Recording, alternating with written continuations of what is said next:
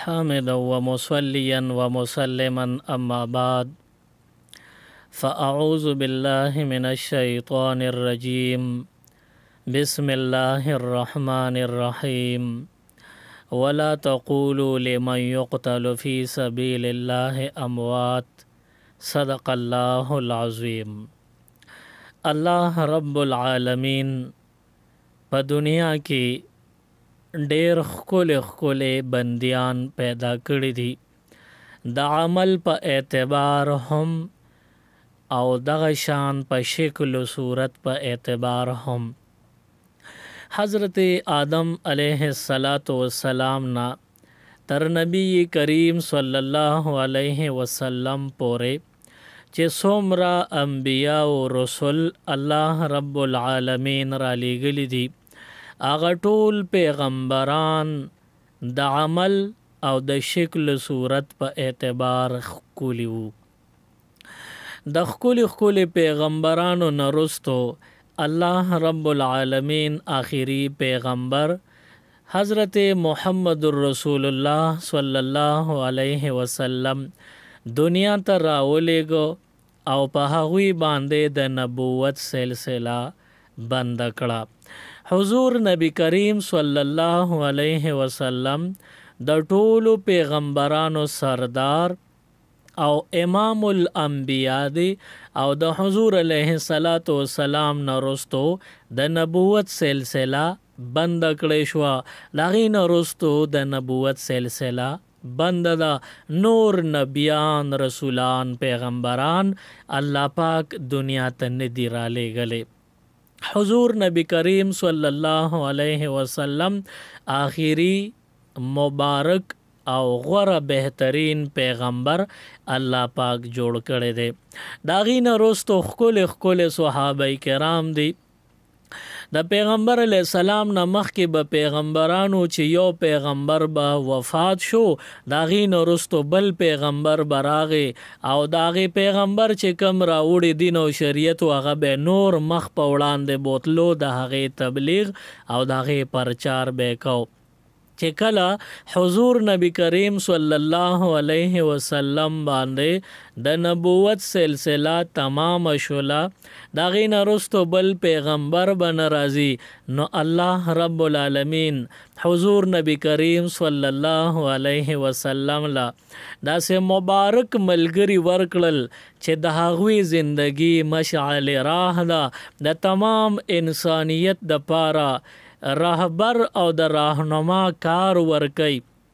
هر انسان ته د صحابه کرامو زندگی د رڼا په مثال ده. د انسانانو ته د صحابه کرامو په زندگی کې او د هغوی په تعلیماتو کې هدایات ملاویږي، ترقی او کامیابی ملاویږي. په هغه جمله صحابه کرامو کې الله رب العالمین سیدنا عمر فاروق رضی الله تعالی عنہ هغه خوښ کړي او شامل کړي دي. پیغمبر علیه السلام یو ځل د اسلام د فتح د کامیابی د پاره سوال کوي. پیغمبر علیه السلام ته به شکایات راتلل د ابو جهل، د ابو لهب او د عمر د طرف نه. حضور علیه السلام ته به ډیر شکایات راتلل. نو یو وخت کې حضور علیه السلام دعا کوي، یا الله پاکه دو عمرین دی، یو عمر ابن الخطاب دی او بل عمر ابن هشام دی. په دې دوو کې راته یو چې کم تا ته ډیر خوښي هغه راته مسلمان کا او زما یې ښکلې ملګری کا. پیغمبر علیه السلام د شپې نه دعا وکړله او بیا حضور نبی کریم صلی الله علیه وسلم انتظار کوي چې په دوو عمرینو کې کم الله ته ډیر خوښ دی هغه مې ته غوسته دی ماله به الله پاک راکوي. اخوا د کفارو میټینګونه به وو، د هغوی اجلاسونه به کېدل. کفارو به وی چې مونږ به حضور علیه السلام څنګه ختم کو چې د پیغمبر علیه السلام په وجه باندې زمونږ د بوتانو سپکاوي کیږي، نو چې دا پیغمبر مونږ ختم کو د خپل خیال او د ګمان مطابق دوی وی چې ګنې مونږ به ختم کو دا میشن به ختم او نیمګړی پاتې شي. نه دې دپاره میټینګونه کول. یو مجلس کې عمر فاروق رضی الله تعالی عنہ لا مسلمان نه دی او ناست په دغه مجلس کې نو کفارو دا مشوره وکړه چې پیغمبر علی السلام با نعوذ بالله مونږ قتل کو نو ددنه به ارس نیمګړی پاتې شي. او کفار وی چې دا خو ډیر سخت کار دی داغه مخله ورتلل دا مشکل ترین کار دی دا به څوک کی حضور علیہ السلام بنعوذ بالله څوک به قتل کی. نو عمر فاروق رضی الله تعالی عنہ په دغه مجلس کې ناست لا مسلمان نه دی د اودرید او تورې د نیام نه را بهر کړله او وېدا کار بزو کم زبه قتل کم. نو ټولو کفارو ورلشا اوټه پول عمره ستانه بغیر دا کار بل چا کول نشو او ته ډیر دلیر او ډیر بهادر انسان ډیر جرأتمن دا کار ته کولی شي.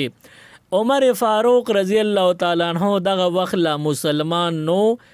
توره یې ښکارا کړی دا پلار باندې روان دی توره پلاس مخل ورلا سعد ابن ابي وقاص رضی الله تعالی عنہ ورغه. سعد ابن ابي وقاص رضی الله تعالی عنہ توي عمره دا تور د ښکارنی ولې د لاس کې او روانه او ډېر غوسه چا پسې روانه او چا ته غوسه. نو عمر ورته وی چې زم د مسلمانانو دغه پیغمبر قتلوما. نو سعد ابن ابي وقاص رضی الله تعالی عنہ پټ مسلمان شویو خدا برداشي او نکو چې د حضور علی السلام په شان کې خبره کیږي نو دا به زه برداشت کوم دا کله کی دی شي. نو سعد ابن ابي وقاص رضی الله تعالی عنہ نه برداشت نشو خپل تورې د تیکی نه را بهر کړله وای ته چې کله محمد رسول الله صلی الله علیه وسلم پسې زی داغه د خاندان نه ته خبرې ته داغه د خاندان جواب بیا کول شي. نو عمر ورته وی چې د دې خدا معلومیږي چې سعد ابن ابي وقاص لکه چې تم مسلمان شوی نو سعد ابن ابي وقاص رضی الله تعالی عنهما ورته فرمایي وی او اسلام بر حق دین او مذهب دی زه مسلمان شوی یم او کته زید زمونږ پیغمبر وجنه نو اول زما د توري سره مقابله او کا او جنگيګا چې کله زمړ شمه ز شهید شمه زمانه پس لاړ شنو بیا د پیغمبر مخله به ورزي. عمر اسم غصه دی سعد ابن ابي وقاص سره تور باندې جنگ کړی دی چې خستړی شو. نو سعد ابن ابي وقاص ورته فرمایي وای عمر ته خوځي د مسلمانانو پیغمبر قتلولو په اراده راوتی او ته د خپل کور د حال خبري. نو عمر ورته مخ را واړو چې ولې زما په کور کې څه چل دی. نو سعد ابن ابي وقاص رضی الله تعالی عنہ ورته فرمایي وستا خور او ستا اوخه یعنی خور او د خور د خاون اغي دواړه مسلمانان شوي دي ته دا غوی مخنیوي نشي کولی په خپل کور کې او ته بزی د مسلمانانو پیغمبر پسې بزی ته دا غي جواب ل نشي ورتلې نه ته د مسلمانانو د پیغمبر سره سو وکړې شي. عمر دا خبره نوا ډیره په بد او لګیدله توره اومده قشان بربند نیولې ده او د خپل خور کور ته لاړ او د خور د کور دروازه یې داسې طریقه باندې اوډه بولا نور کله چې څنګه براته نو د خور به د خپل کور د دروازې ټکیدل اوریدل او پیدا به چې ماته دا دروازه دی وخت کې څوک ټکی هر بنده چې کور ته ځینو د هغې خپل یو طریقه د ور د ډبولو. دا خورې دغه وخت کې ورله حضرت خباب رضی الله تعالی عنہ راغلیو د خور او د خور خاوند ته ورله د قرآن سورتونه آیاتونه خول. حضرت خباب رضی الله تعالی عنہ استاد دی او د عمر فاروق رضی الله عنہ اوخه او خور دای شاګردان دی. حضرت خباب رضی الله تعالی عنہ وته د قرآن خول او درس لپاره وکړه راغلی دی سبق وتخی. چې کله عمر په خپل طریقه باندې د خور د کور دروازه وټکوله نو په دې باندې دننه خور بی پوهه شوه. د خورې نوم د فاطمه. نو فاطمه په دې پوه شوه چې دا خو زما رور عمر راغلی دی. عمر ته دروازه کولاوي خو هلته استاذ ته وایي چې ته دا سپاره دننه کمرې ته یوسه او تم پټ شه ګورې دی غوسه دی او دی به خامخا څه ناڅه مونږ سره کوي چې تا ته څه ضرر ونه رسي. حضرت خباب رضی الله تعالی عنہ سمدستی کوټې ته منډه کړې دی او د تادې د وجې نه کم برنډه کې چې کټ کې کم آیتونو سپاره پرته و نو هغه ته پاتې شوه ایره شوه د ډېر هیبت د وجې سپاره بار پاتې او د دننه کمرې ته لاړو. کله چې څنګه د خور ورته دروازه کولاو کړله حضرت عمر تپوس نه کوي د خور نه چې څه چل دی څه شوي دی او څه به کېږي. سمدستي یې لاس کې ورسره څه تېره شو په هغې یې د خور په سر باندې ګزار وکړو. خور یې په سر په هغه تېره څیز باندې ووهله. خور یې را پرېوته د سر نه وینې دارې وخي پرته ده او کور ته دننه عمر ورغی د خپل اوخي ګیرې ته لاس کو او اوخي د ګیرې نه راخ کنو چې چکې ورکنو دی را پریوته ورته او عمر ورلپسینه کېناسته په یو مخ په سوک وخي په بل مخ په سوک باندې وخي.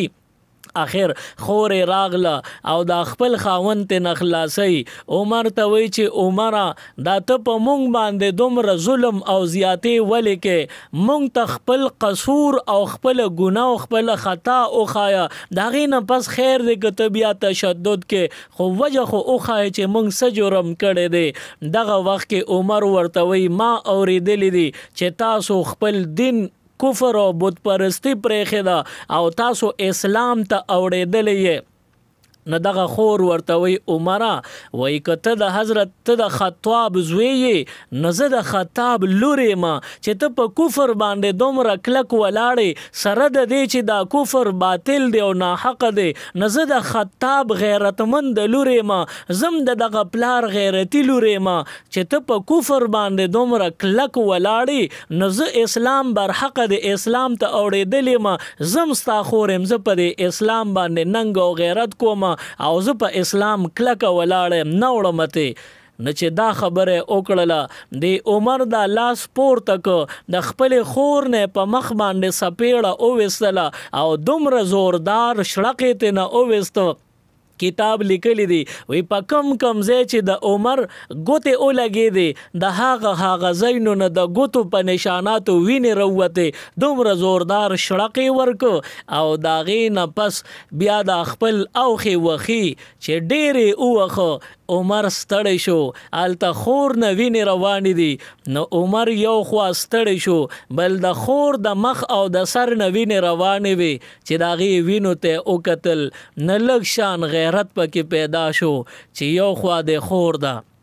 بل خوا ور سره اوښې دی ته د خور سره داسې معامله کې دا خو ستا خور ده ته به د نورو نه دا څه بچ کې په دې باندې عمر کې نور غیرت راغی. خور ته وایي چې دا راته ووایه چې زه کله رالم ور مې ټکو دغه ټیم کې ستاسو د کور نه اواز راته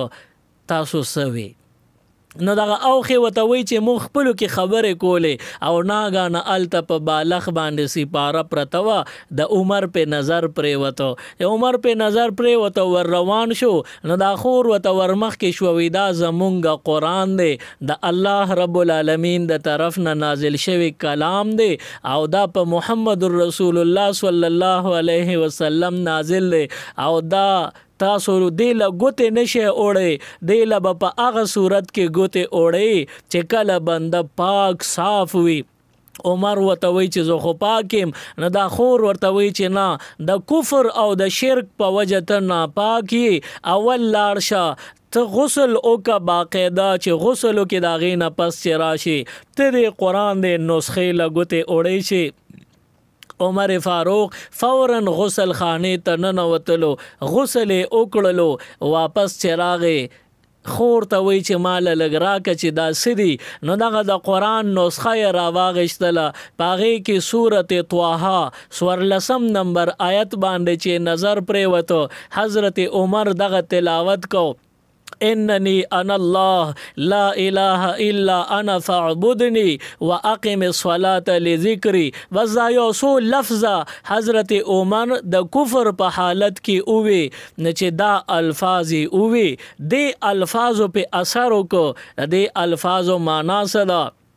اننی انا الله. الله رب العالمین فرمای بشک ز الله یما لا اله الا نشته د لایق د عبادت نشته د مستحق د عبادت الا انا مگر صرف زد عبادت لایق ما نه چې زد عبادت لایق فعبدنی زما بندگی وکا واقم الصلاه او مرز قائم کا لذکری زما د یادولو په غرض باندې مرز شروع کا زما بندگی شروع کا. حضرت عمر چې دا الفاظ اولستل راغله دې په کم نیت باندې او اوس په کم انداز باندې د کور نه اوزي لړزان پیراغه رپ رپې پیراغه او خپل خور ته وی چې زه مسلمانې گما. د نن کمره کې د دې خور او د اوخي استاد د قران ناس حضرت خباب رضی الله عنه فورا چې د عمر فاروق د خلینه دا خبره وره فورا را بهر شو وی عمره ما ستا خور او د اوخي ته قران خو خود دینه یو دوه شپې وړاندې حضور علیه السلام سره په مجلس کې ومه چې حضور علیه السلام لاسونه مبارک پورته کړل وی پروردګار دوه عمرین دی یو چې کم ډیر تا ته محبوب وي هغه راته مسلمان کا نو ته عمر خطاب یې د الله نه ځان لغوستې او دا د تا په خپل وی چې زه مسلمانې ګما. بیا عمر فاروق رضی الله تعالی عنہ حضرت خباب رضی الله عنہ او د عمر فاروق رضی الله عنہ خور او اوخه دی سلور کسان لاړل د حضور علیه السلام مجلس ته الته کلمه وی د حضور علیه السلام په مبارک الله سبحانه بیعت کو مسلمان شو. عمر فاروق رضی الله تعالی عنہ چې مسلمان شو نو کفار په خپل باندې ډیر پریشان شو چې مونږ کې کم ډیر جرأتمن او بهادر انسانو اگر نه لاړ مسلمان شو نو د کفارو ملا په ماته شولا. نو بیا د صحابه کرامو اعلان وکړ وی اوس عمر فاروق رضی الله تعالی عنہ مسلمان شوی دی خانه کعبه کې مسجد حرام کې علل اعلان منځونه بکو علل اعلان اذان بکو. د عمر فاروق رضی الله تعالی عنہ په مسلمانې دو باندې ښکارا اذان او ښکارا د جمع منځ شروع شو نو په عمر فاروق رضی الله تعالی عنہ باندې دین الله رب العالمین مضبوط کو. عمر فاروق رضی الله تعالی عنہ د حضور علیه الصلاۃ والسلام نرستو ابوبکر صدیق رضی الله عنه نرستو دویم خلیفہ مقرر شوی او په خپل دور خلافت کې ډیر د دنیا حصہ فتح کړي و. عمر فاروق رضی الله تعالی عنہ فاتحانه زندگی تیر کړي دا. بیا یو وخت کې چې کله ایران یې فتح ک نو ایران والو خلکو به دغه وخت کې د اور عبادت کو مجوسیانو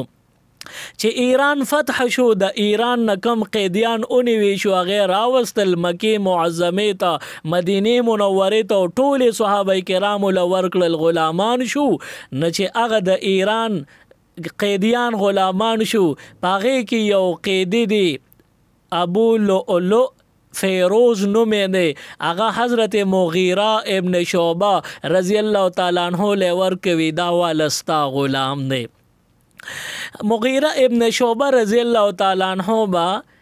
د خپل غلام توی چې ته کار روزگار کوي چې څه پیسې ګټي مال براکه نو څه پیسې بد ځان له جمع کول او سبته حضرت مغیره ابن شعبہ رضی الله تعالی عنہ اغشته کتاب لیکلی دی حضرت عمر رضی الله تعالی عنہ یوزل په گشت باندې وتلې د بازار صورت حال معلومه چې بازار کې څه کیږي چې وی قتل نو دغه غلام ناسته ابو لؤلؤ فیروز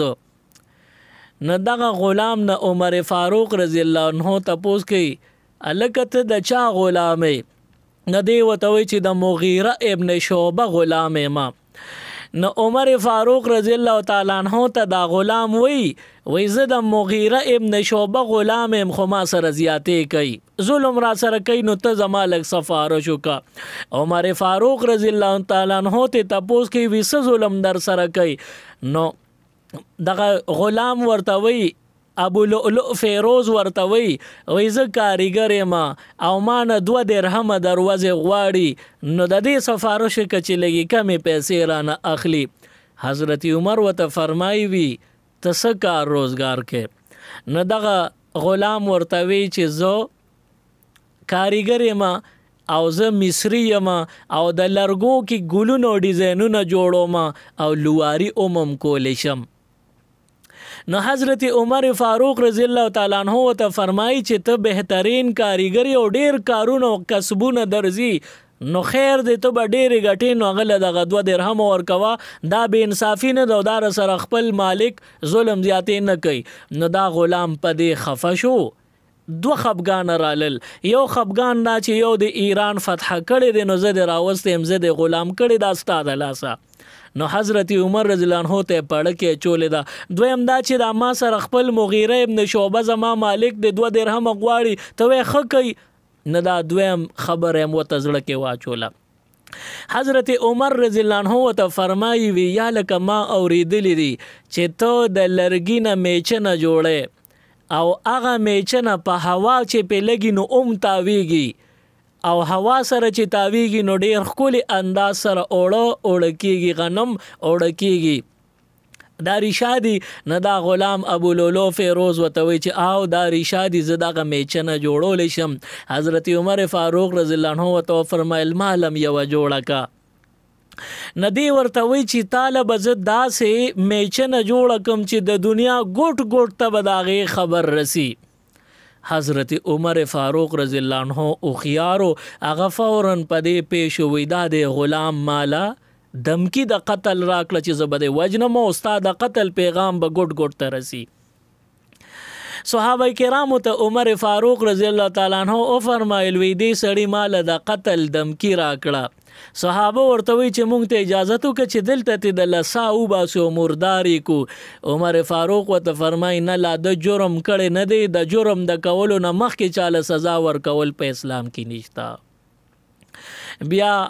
حضرت کعب الاحبار رضی الله تعالی عنہ راغی او حضرت عمر فاروق رضی الله تعالی عنہ ته وی چې صاحب ته بمري او ستا په مرګ کې 3 ورځې پاتې دي. کعب الاحبار دا د تورات عالمو او په تورات باندې پیدو مسلمانو. نو ورته وی چې ستا په مرګ کې 3 ورځې پاتې دي. حضرت عمر ورته فرمایي وی 13 سنوي چې زما په مرګ کې 3 ورځې پاتې دي. نو کعب الاحبار ورته وی ما تورات کتلې دی، پاغې کې ستا د مرګ په باره کې لیکلی دی چې د ته په داسې موقع باندې چې دی راشي نو د 3 ورځې پاتې د جون.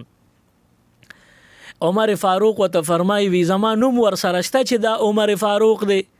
نو کعب الاحبار ورته وی ستا نوم پکې نشته، خو ستا دا بدن چې کوم حلیه ده او کوم طریقه باندې ته یې او دا ستا چې کوم عادتونه او خصلتونه دي تورات کې اومدغه خصلتونه ذکر شوي دي او د داسې سړي به باقي 3 ورځې ژوند پاتې. نو د دې نه معلومیږي چې دا ته ستا نښې نشانې تورات کې ذکر شوي دي. حضرت عمر فاروق رضی الله تعالی عنہ لاړ کور ته، کعب الاحبار هم لاړ. په سبا ول راغی صاحب 2 ورځې پاتې دي، یو ته لاړه. په دویمه ورځ باندې ورته راغی 2 ورځې تېرې شوې، سبا به مرې، یو ورځ درته پاتې ده. عمر فاروق رضی الله عنه دغه انتظار کو هړکې شاکو چې سبا کېږي. اخواتل د ابو لؤلؤ فیروز وته 2 خبرې په زړه کې چولې دي د حسد او د نفرت په وجه چې دی به زه وجنم. نه یو داسې اوږده 2 مخیزې چاړه یې جوړه کړه. تاسو به کتلی د دې چاړو چې کومه دسته ده د لرګي موټي چې وي دا خو په یو سر کې وي، یو اړخ ته دسته وي او بل طرف ته د چړې سوکه وي. ابو لؤلؤ فیروز لوارو 2 مخیزی اوږده چاړه یې جوړه کړه او د دې چړې دغه لاس کې د چړې په دې منځ کې اوساته. نو د چړې دا موټي چې به د ونیو نو د دې چړې سوکه او لاندې طرف دواړه طرف به د چړې کار کو دوه سوکې یې او منځ کې د نیوو د پاره دسته وه لرګي پکې منځ کې ولګاو نو یو خوام چاړه ده بل خوام چاړه ده او دواړو طرفو ته کار کوي کټینګ کوي دوه مخیزم ده دغه چاړه یې په زخرو کې 3 شپې ورځې یو شان ډوبه ساتلې وه اوس په حضرت عمر رضی الله عنه هم حمله څنګه کوي چاله د مریض له ورکه نشي مخې له ورتلې نو دی لاړ دته خو د عمر فاروق رضی الله عنه د جمع ورکولو د امامت ځای معلوم دی تلې د شپې نه په محراب کې امام ته پټ شوی دی تیاره و سار منځ ته جمع ته چې ودرېدو نو دغه قامت مو شو تکبیر شو حضرت عمر رضی الله عنه د سار منځ ته الله اکبر وی قرائت شروع کو دغه وخت کې ډیره تیاره وه ابو لولو فیروز راغلی دغه زخریله چاړو چې دوه مخیزې مو دوه طرفه د چړې کار کو پاغې یې په تشي کې او یو کتاب لیکلی دی چې د شان په د املا په اډوکي کې وو کتاب لیکلی چې د شاته صف کې ولاړ دی چاته ځان نه دی خولې او چا دام ویلی دی چې مخکې په محراب کې پټ بهرحال د هر طرف نه چې ووي د شان په د املا تیر کې وو نو مخې ته د سپوغز باندې ته چاړو وته او چا ویلی دی چې نه مخې ته سپوغز باندې و شاته املا تیر کې ته چاړو وته بهرحال ارس چې د تاریخ حصہ ده حضرت عمر فاروق رضی الله تعالی عنہ باندې شپږته غزارونه وکړل هغه فورا را پریوته بیهوش شو خو بیام حضرت عبدالرحمن ابن عوف رضی الله عنه یې راوست د جمع ته رامخ کی عبدالرحمن ابن عوف جمع ته تم وړاندې شه منځو کې صحابه کرامو جمع وکړه لاغې نه پسې حضرت عمر فاروق رضی الله عنه لاسو مبارک کی اوچت کړی ابو لولو فیروز سره څه چلو شو نو د صحابه کرامو دا صفونو کې نږدې یو بل سره ولاړو اوګه په اوګه نو د صحابه دا مټې نورې مضبوطې کړې چې دا سړی تختی چې دی رانه اونځي نو چې اونځي نو هغه صحابه کرامو باندې د چاړو راخکلې دو په چړې په غزارونه کړې دي خو هغوی بیا هم دله د تیښتې راو نه دی ورکړی نو ابو لولو فیروز په خپله پځان باندې چاړه راخکه ځان یې مردار کو او یو څو صحابه کرام هم په چاړو باندې ولګېدل هغې څه شهیدان او څه زخمیان شو د جمع نه پس عمر فاروق رضی الله تعالی عنہ کور ته یوړلی شو چې کله به بېهوش او کله به په هوش کې راتلو د هغې نه پس دا تاریخ تاسو وګورئ نو دا د تاریخ یو اهمه حصه ګرځېدلې ده د لوی اختر د میاشتې شپږیشتم تاریخو نن د لوی اختر د میاشتې 40 دی یعنی سبا نه بل ورځ 26 ذوالحجه باندې عمر فاروق رضی الله تعالی عنہ باندې قاتلانه حمله وشوله اوس د دې نه پس شپږ ورځې ژوندی دی یک محرم باندې به شهید کیږي لا شهید نه دی عمر فاروق رضی الله تعالی عنہ پریشان دی کله په هوش کې راشي تپوسو کی زما قاتل څوک دی چا ورته وی چې د مغیره ابن شعبه رضی الله تعالی عنہ غلام ابو لولو فیروز ستا قاتل له ځانې په خپل مردار کړم دی عمر فاروق رضی الله تعالی عنہ پاغه باندې شکر وست الحمدلله چې پما باندې چرته د مسلمان تور نه د چلیدلې مسلمان پما باندې ځان جهنم ته دتلو نه دی جوړ کړي پما باندې خد چې مسلمان حمله نه د کړي هغه نه بعد بیا په بیهوش کې لاړ بیا په هوش کې راغ صحابه کرام ورته جاړي حضرت علی رضی الله تعالی عنہ فرمایي جاری فریاد کوي وی که حضرت عمر رضی الله عنه شهید شو نو ګویا چې د محمد رسول الله خپل دین اسلام بده واپس غریب شي دا به بیا کمزوري شي دا به یتیم شي حضرت علی رضی الله عنه هم جړل صحابه کرام هم جړل عرض مدا کو چې عمر فاروق رضی الله تعالی عنہ د اسلام د پاره ډیر لوی خدمات کړې دي د اسلام د خاطر ډیر تکلیفونه ورته رسیدلې دي د دین بعد یو هفته تقریبا ژوندیو په یکم محرم الحرام باندې حضرت عمر فاروق رضی الله تعالی عنہ شهید شوی دی دا غي د شهادت چې کوم واقعا ده ان شاء الله را روان زیارت پورې تاسو انتظار کوئ هغه واقعا به تاسو را روان زیارت پورز باندې اوره سبحان ربك رب العزة عما يصفون وسلام على المرسلين والحمد لله رب العالمين اللهم ربنا آتنا في الدنيا حسنة वफ़िल आखिरत हसनत वक़िना अज़ाबन्नार व अदखिलनल जन्नत मअल अबरार या अज़ीज़ु या गफ़्फ़ार बिरहमतिक या अरहमर राहिमीन। मज़ीद इस्लामिक वीडियोस देखने के लिए हमारे यूट्यूब चैनल दीन और दुनिया को ज़रूर सब्सक्राइब करें और बेल आइकन ज़रूर प्रेस करें ताकि हमारी हर एक वीडियो की नोटिफिकेशन आपको मिल सके।